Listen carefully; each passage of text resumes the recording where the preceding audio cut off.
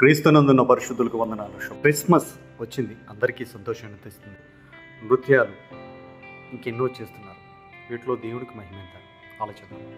దావీదు మహారాజు దేవుని మనసు ఎదుట ఆనందంతో నృత్యం చేశాడు. మేము కూడా చేస్తాం అంటే కొత్త నిబంధన దీనికి ఒప్పుకుంటుందా?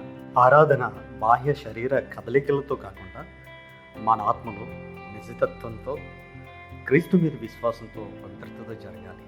కానీ నేడు దినాల్లో భక్తి అనే దానికి కొత్త అర్థం వచ్చేసింది.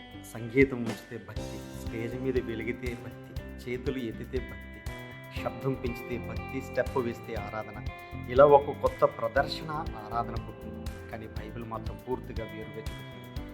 దేవుడు బాహ్య రూపం చూడదు, దేవుడు హృదయాన్ని చూస్తాడు. క్రిస్మస్ కొరియోగ్రఫీ పేరుతో మనుషులు ఎదుట మనసు లేకుండా శరీరం కదిలించడం ఆరాధన కాదు. మనుషులు శరీర ప్రదర్శన చూస్తారు, కానీ దేవుడు హృదయ స్థితి చూస్తాడు. ఆత్మ లేకుండా జరిగిన డ్యాన్స్ ఆరాధన కాదు. డ్యాన్స్ అంటే మన దృష్టిని శరీర కదలిక మీద పెట్టడం. ప్రదర్శన మనుషుల దృష్టిని ఆకర్షిస్తే, ఆరాధన దేవుని దృష్టిని ఆకర్షిస్తే. ఈ రెండు విరుద్ధ దర్శనం. ప్రేమైన వారులారా, నేటి ప్రపంచం ఆరాధనను ప్రదర్శనగా మార్చింది. కాంతులు, శబ్దాలు, సంగీతం, హడావుడి, చప్పట్లు ఇవి దేవుని దగ్గర అభిషేకాన్ని కాదు, మనుషుల ప్రదర్శన చూపిస్తాయి.